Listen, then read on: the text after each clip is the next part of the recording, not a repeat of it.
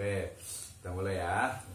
Bismillahirrahmanirrahim. Assalamualaikum warahmatullahi wabarakatuh. Alhamdulillah, wassalatu wassalamu ala rasulillah. Amma ba'd. Hari ini saya bersama dengan Dr. Khalilur Rahman MAG. Kita sapa dulu. Assalamualaikum. Waalaikumsalam. Gimana kabarnya? Kayak kita sebagai praktisi, ya, akademisi, sekaligus juga banyak riset ya terkait dengan persoalan kehidupan umat manusia, gitulah ya.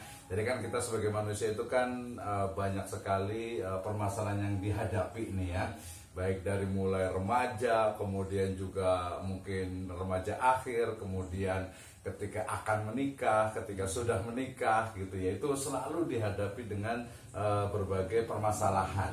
Nah, ada dua sebenarnya. Yang pertama nanti terkait dengan bagaimana sih sebenarnya sikap kita itu menghadapi berbagai permasalahan ya, baik itu yang kecil ataupun yang besar ya, tentu saja dengan pendekatan Islam gitu ya. Kemudian yang kedua itu mungkin juga bagaimana mungkin kita itu bisa berdamai dengan diri kita sendiri. Ya kan ya, kaitannya dengan mungkin kita tuh mungkin kalau dilihat oleh orang lain tuh kayaknya kan perfect gitu ya, sempurna gitu ya. Kalau saya lihat Mas Khalil ini kan kayaknya sempurna gitu ya. Nah tapi kan ternyata mungkin ada saja kita sendiri yang tahu, oh kita ternyata punya banyak kekurangan nih gitu ya, punya banyak kekurangan. Mungkin kalau orang lain kadang lihat saya juga kayaknya kesannya itu kayak gimana gitu ya, tapi padahal kita tuh punya terlalu banyak kekurangan gitu, sehingga kemudian gimana juga menyikapinya. Oke, pertanyaan pertama, kayak saya pengen aja Pak Dr. Khalil aja ya.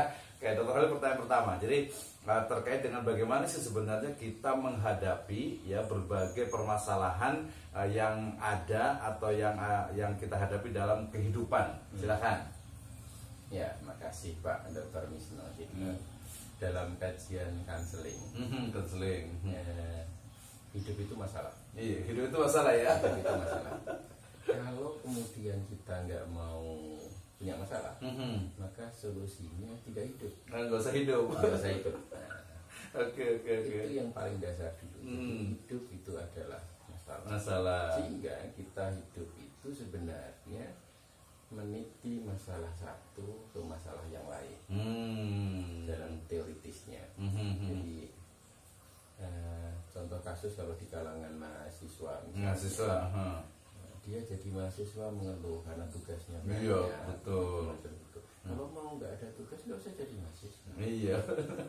Jadi kembali ke konsep dasar itu, hidup itu adalah masalah, maka hidup itu adalah tugas. Sebenarnya tugas hidup itu adalah menyelesaikan masalah satu demi masalah satu lagi, untuk menyongsong masalah satu lagi, begitu seterusnya nyampe mati.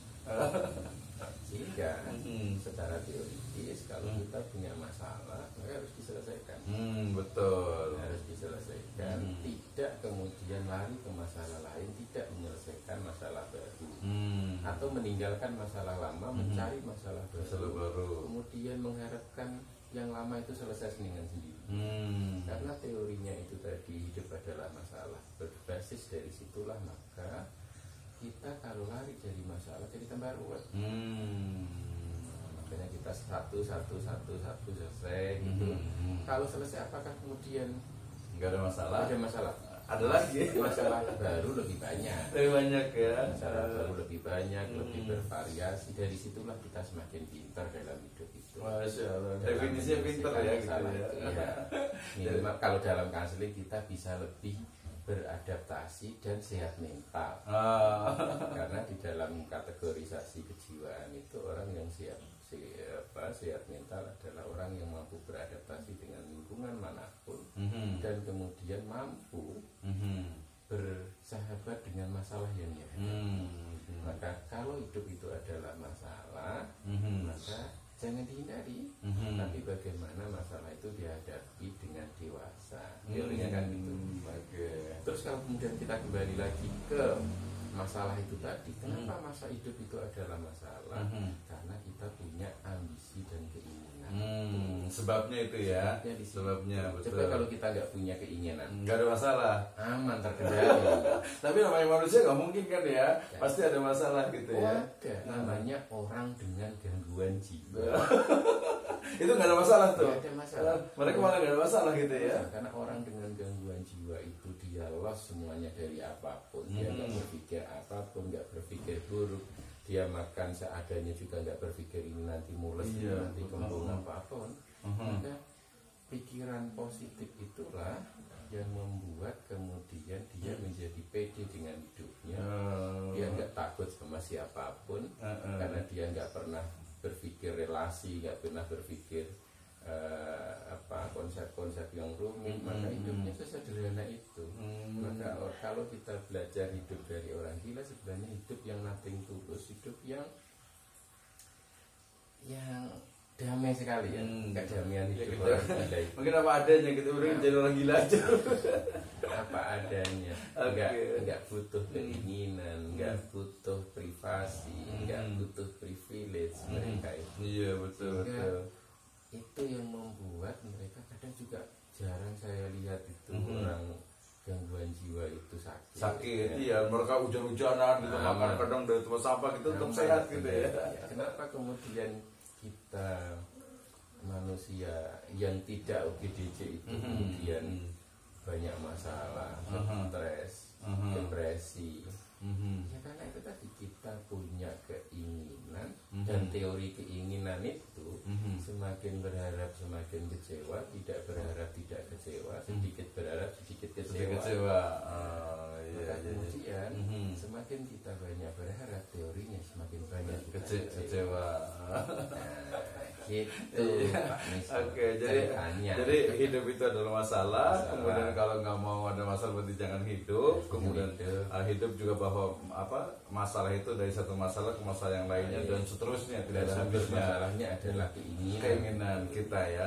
Nah, terus juga masalah terbesar nih kalau menurut saya itu salah satunya itu adalah memang masalah yang berkaitan dengan internal ya, diri kita ya.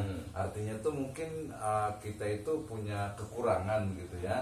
Kekurangan, kemudian kadang memang perlu waktu ya untuk bisa tadi berdamai dan juga mungkin menerima kekurangan itu. Nah, pertanyaannya bagaimana nih cara kita itu menyikapi atau bisa berdamai dengan kekurangan kita? Bisa jadi kekurangan kita tuh memang cukup fatal lah istilahnya gitu. Kayak gimana kira-kira nih Pak? Ya, jadi tidak ada kesempurnaan dalam hidup. Ya, tidak semua betul.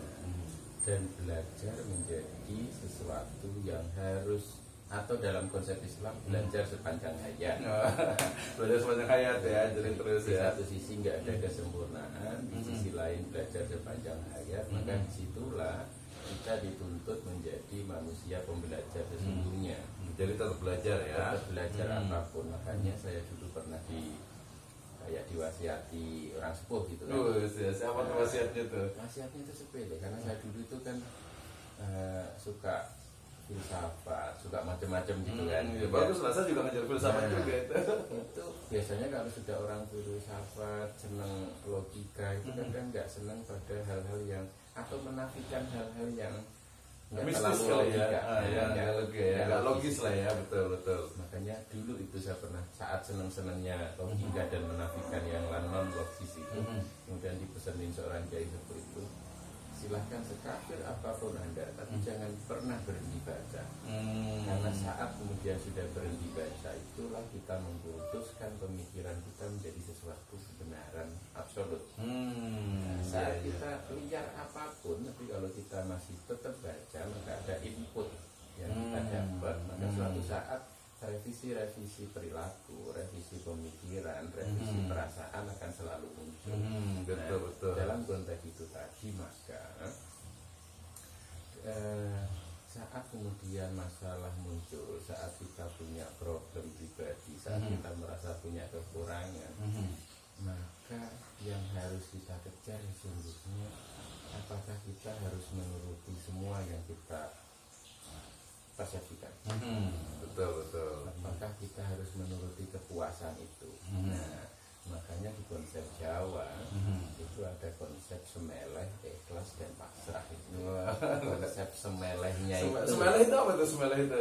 Semeleh itu kita menempatkan diri pada tempat yang menurut kita nyaman secara fisik, perasaan dan keinginan itu, kemudian membebaskan semuanya dengan keikhlasan. Semeleh itu orang kita sudah duduk macam gini nyaman. Oh kayak ini kali ya PW kali ini kita sudah posisi wena gitu ya PW ya. Semeleh gitu ya. Semeleh. Kita sudah nggak berharap apapun, jalani dengan ikhlas. Makanya konsepnya jadi 3 itu kesatuan. Kalau sudah bisa semeleh, dilanjutkan dengan ikhlas, dilanjutkan dengan pasrah kepada Tuhan. Konsep di Jawa yang menurut saya menjadi konsep unik semeleh itu. Semeleh gitu ya. Makanya di konsep Jawa ada konsep, kalau kemudian sebelum konsep semeleh ada konsep ngalah. Ngalah ya, betul. Ngalah. Cuma ngalah itu kadang dimaknai negatif kali ya, ngalah gitu ya. Ngalah. Padahal itu konsepnya ngalah itu ada yang memahami ngealah. Bukan mengalah gitu bukan ya. Tapi ngealah. Ngealah itu ya semuanya kita bebaskan, pasrahkan sama Tuhan. Ke Allah, Allah kan. Allah itu ya Allah itu Allah. Oh ngealah gitu ke Allah gitu ya. Oh ngealah. Allah itu kemudian kita membebaskan diri dari dunia profan ini menjadi naik level ke ngealah gitu. Allah gitu ya. Jadi kayak ke spiritualitasnya diinginkan gitu ya. Naik status ya.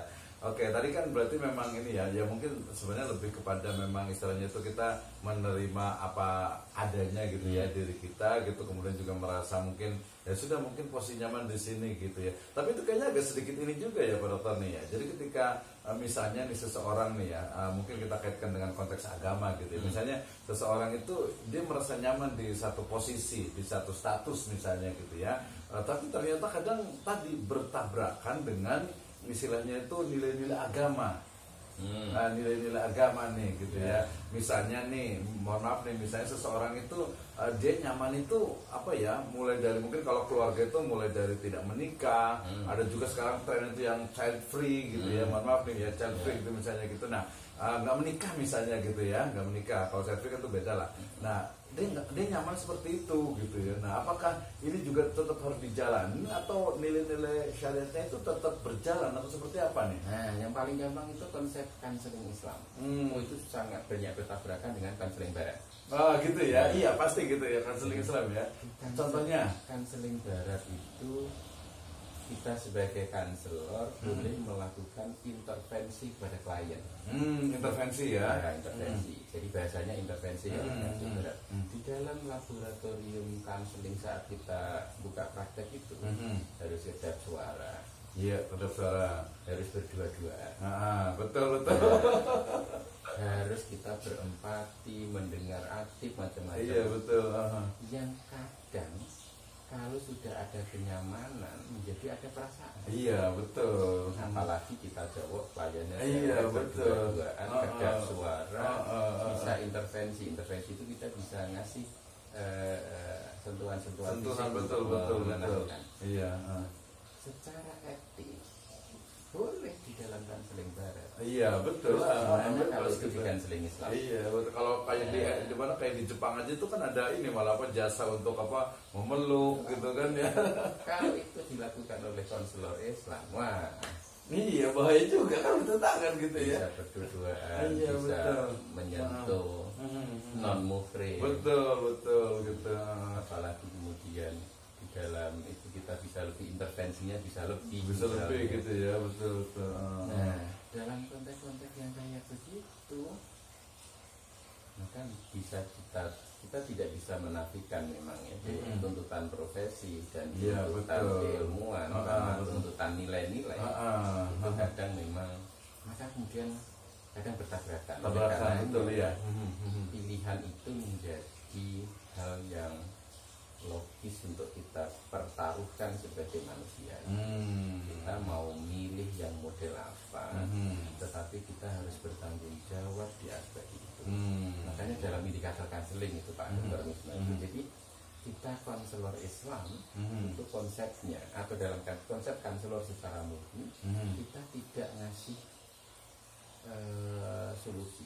Oh, tidak, iya, memang tidak memberikan ya, tidak memberikan solusi ya. Tapi kita cuma ngasih alternatif solusi, beragam alternatif solusi mengarahkan yang bisa diambil, sehingga klien itu boleh ngambil model apapun, tapi kalau sudah berani menentukan model yang diambil, maka dia harus mempertanggungjawabkan perbuatan yang dia perbuat itu. Jadi konsepnya adalah orang dalam berbuat itu harus tahu dasar dan kemudian tahu konsekuensi. Resikonya gitu tahu ya. Resikonya. Maka konsep counseling sebenarnya memberikan pencerahan terhadap alternatif pilihan itu. Betul. Jadi bukan memberikan solusi ya. Solusi utama terutama gitu enggak harus begini gitu ya. Kalau nyari solusi tidak ke counselor. Ke ustadz gitu kali ya, kawan. Atau ke hakim kali gitu ya. Kalau hakim sudah hitam putih ya. Hitam putih ya. Ke ustadz mungkin kan, kalau ustadz kan juga halal haram gitu kan ya. Nah, oke. Baik, mungkin mengulang lagi nih biar lebih detail lagi nih. Jadi ketika mungkin seseorang itu dia merasa nyaman dengan keadaannya gitu ya, padahal bertentangan dengan syariat Islam gitu ya. Nah, tapi dia juga sebenarnya berjuang juga gitu. Dia itu berusaha untuk berdamai tadi gitu ya, berdamai dengan kekurangannya. Nah, ini mungkin yang perlu apa nih kira-kira? Apa perlu kedewasaan atau perlu memang orang lain terutama sebenarnya dia dari sikap orang lain sih sebenarnya gitu. Kalau menurut saya kita nggak bisa memperlakukan orang dalam perspektif kita. Betul. Saya nggak bisa menilai Pak dalam perspektif saya. Betul. Makanya menempatkan perspektif itu menjadi penting. Dan kemudian yang menurut saya kita tidak bisa atau dalam konsep Henry Corbin itu kan fenomenologi spiritual. Betul. Saya nggak bisa menilai Pak Misno kayak apa sebelum saya merasakan penderitaan yang sama. Iya. Ada empati nantinya gitu ya. Betul.